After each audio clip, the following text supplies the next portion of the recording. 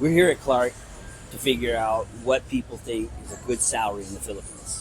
Okay. What do you consider a good monthly salary? Good monthly salary. Mhm.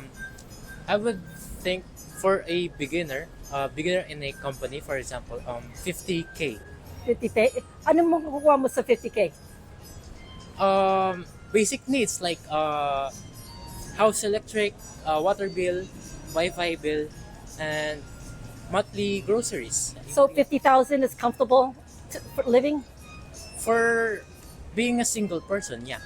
But if you have a family to feed, then maybe it's not that much. Thank you very much.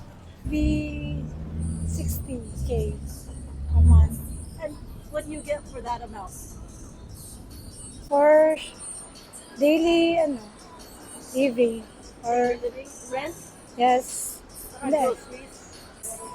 Komportable na yon? Yes po. Thank you. Thank you po. Sorry, I'm not fluent in English po eh. Kahit Sorry. mag-Tagalog ka, Magkano yeah, your income? salary. Siguro for now, kasi di ba po ang grabe na yung mga expenses, tas ang mamahalin po ng bilihin. Siguro kahit at least 30K a month po. 40K? Ano na makukuha mo sa 40K? Yung mga expenses po, mga kailangan pong bayaran, daily expenses po.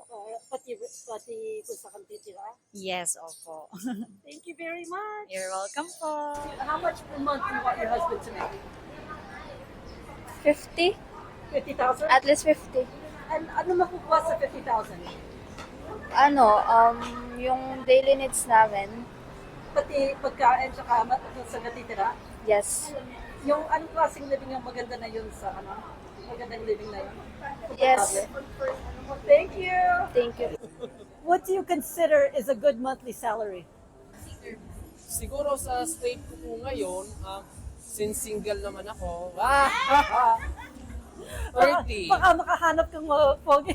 30. 30,000? Yeah. Anong makukuha mo sa 30,000? Ano na po, nakahati-hati na siya. Savings. May savings na siya, may kasama na yung luho, kasama na yung boys. Ano ko? Dito ka nakatira sa Actually, yes po for now. Pero not for good po. Thank you. Ay. Siguro at least 50K a month. Dito ma. Included na yung mga syempre expenses sa bahay, sa kids, all in all. Comfortable living na yon. Yes. Pero sad to say, single mom tayo so kailangan kumayod. Gusto mo iwan natin telephone number mo? Pwede po ba?